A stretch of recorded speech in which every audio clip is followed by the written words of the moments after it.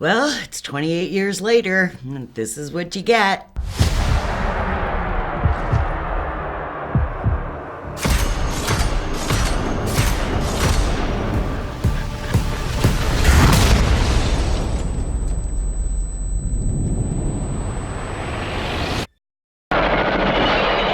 The Terminator.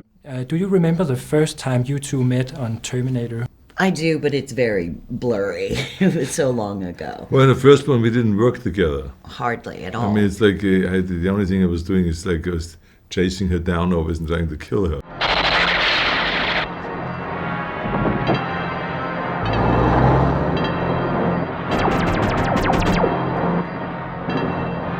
I'm here to help you.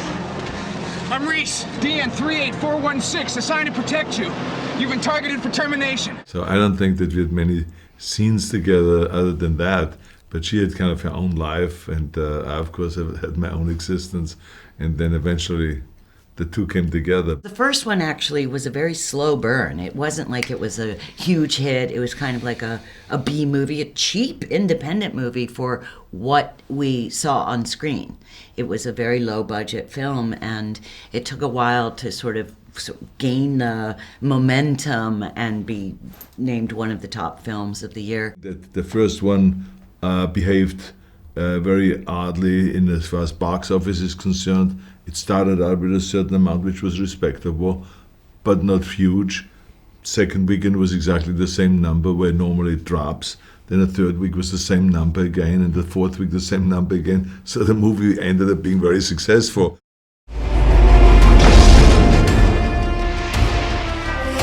Who sent you? You did. Get down.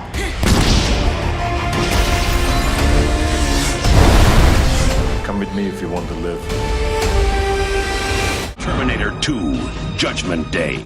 Second time around, sequel, we're like, oh, and it was 7 years later. So I knew, not that it was going to be a huge success, but that it was going to be a huge job. And Jim hadn't written it when he approached me and said, we want to do another one.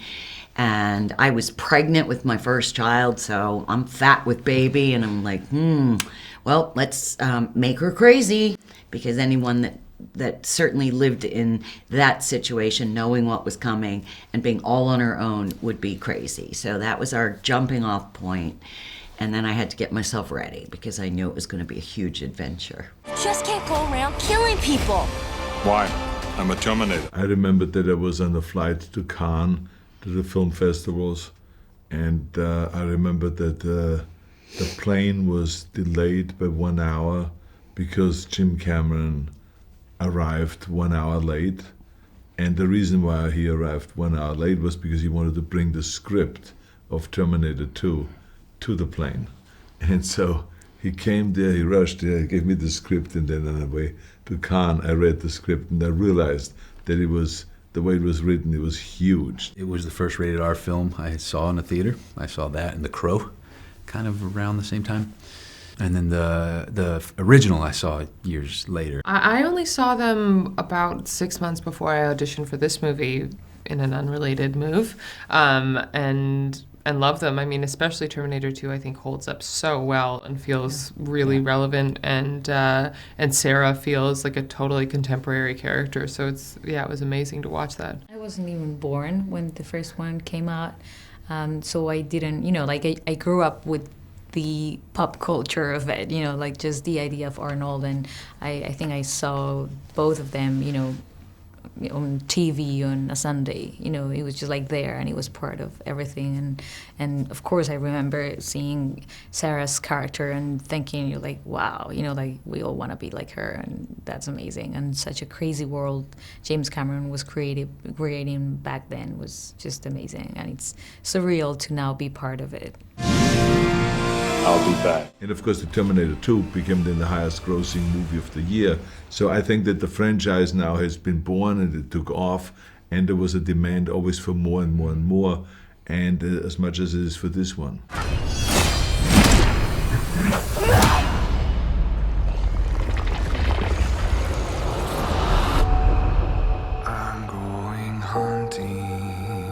It's a different story, but it plays on a lot of the things that I think people love the most about the first two of James Cameron's works, which is that it's really character-driven. There's a really clear story and a journey, and that's couched, inside this enormous operatic pyrotechnic world, but you don't lose sight of the sort of human center of that world. Listen, everybody dies if you don't make it. How do we stop this thing? You don't fight it. You run from it. What was it like acting alongside Arnold Schwarzenegger and Linda Hamilton for this one? It was amazing. I mean, of course, there's that little thrill of meeting Arnold Schwarzenegger or Linda Hamilton, but then really soon you just sort of settle into your working relationship, and they're both, such formidable actors and movie stars, but they're such lovely people and they're so fun to be on set with, and we spent a ton of time together. So, thank God they're as lovely as they are. You just can't go around killing people.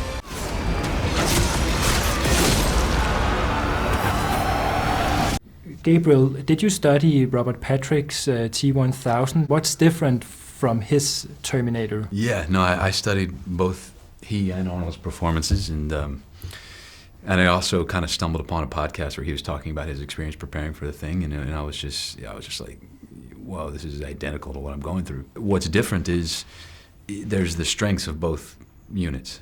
There's the durability of the T-800 and the structural kind of integrity of having an endoskeleton, but that endoskeleton is now more flexible and has more points of articulation, and it's lighter, so it's equally as strong, but just more mobile. And then Robert's character at times could just be splayed all over the wall if you hit him with a shotgun. Hasta la vista, baby. What happens if you combine those two? Make it stronger, but still maintain all of that, all that great agility that he displayed. Do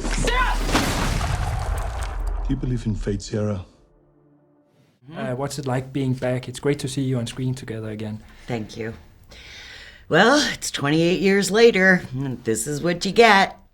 Certainly not worried about, performing as I did. I'm happy to own my age and my limitations. I'll be back.